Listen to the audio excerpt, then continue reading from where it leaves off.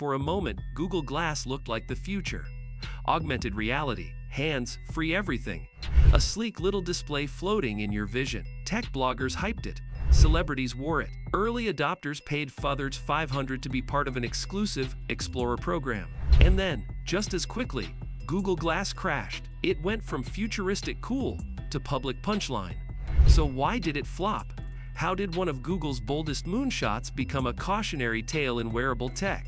Stick around, because today we're breaking down why Google Glass flopped and what every innovator can learn from it. And trust me, it wasn't just the price.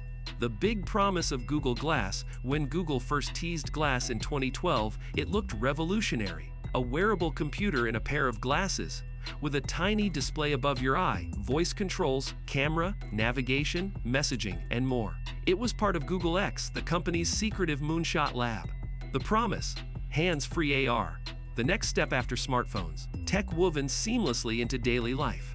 In 2013, Google launched the Explorer program, an invite-only beta. Celebrities like Sergey Brin, Diane von Furstenberg, and Will Dye wore Glass at events. Media buzzed about it. The future was here. But beneath the hype, there were big issues brewing. The $500 price tag. Let's start with the price. $500 for a beta product. Google positioned Glass as an exclusive, futuristic device. But at that price, only early adopters and tech elites could play. For regular consumers, it was a non-starter. And even for those who bought in, Glass didn't deliver enough value to justify the cost. It wasn't a full AR experience. The display was tiny. The battery life was poor. The camera was basic. You could take pictures, check messages, and use navigation, but nothing felt revolutionary. For $500, people expected a game-changing experience. Instead, they got a cool tech demo and a very expensive one. Design that stood out. In a bad way, part of Glass's problem. You couldn't wear it without being noticed. The design was sleek, but unmistakable. A metal frame with a side-mounted display. You didn't blend in. You stood out. And for many users, that led to awkwardness or outright hostility. In public, people stared. Some got uncomfortable. Some got angry. Because Glass wasn't just a gadget, it was on your face, constantly visible. And it raised questions: was this person filming me? Were they recording our conversation? Instead of feeling empowered, many Glass users felt self-conscious. And in tech, social friction kills adoption fast. The privacy backlash, the single biggest reason Google Glass flopped.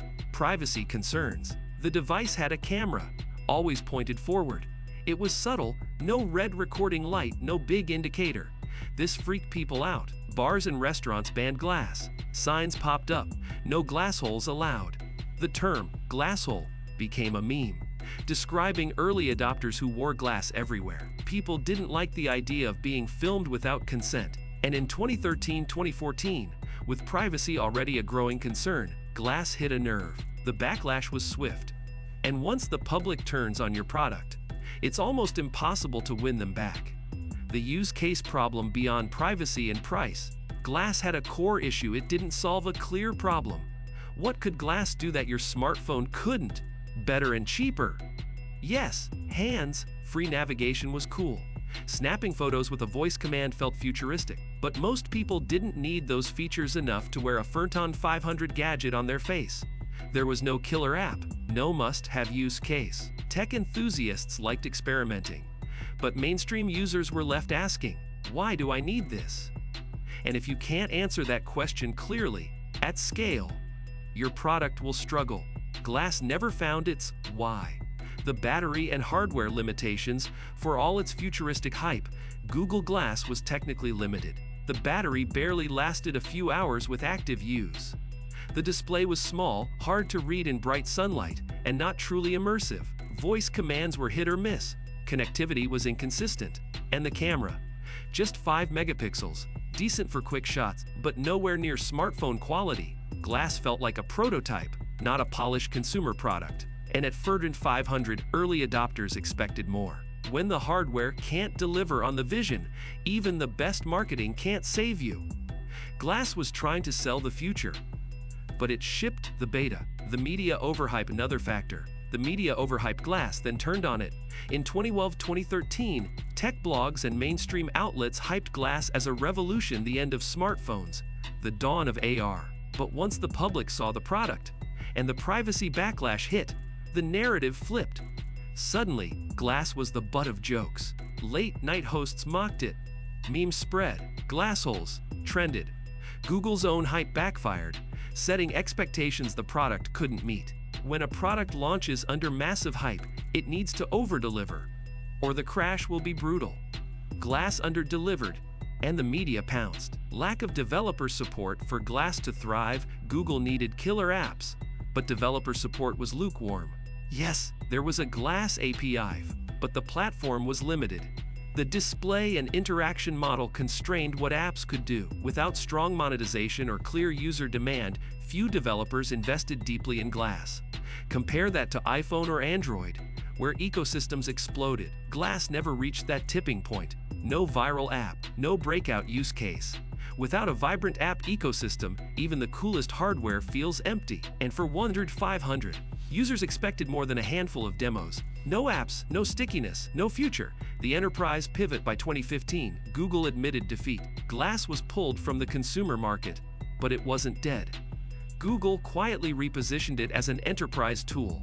In industries like manufacturing, warehousing, and healthcare, Glass found niche uses. Hands-free access to instructions, real-time video for remote support, inventory management. In these settings, privacy wasn't an issue, and the value was clear. Google Glass Enterprise Edition was born. It wasn't the consumer revolution Google dreamed of, but in the right context, the tech finally fit a real need.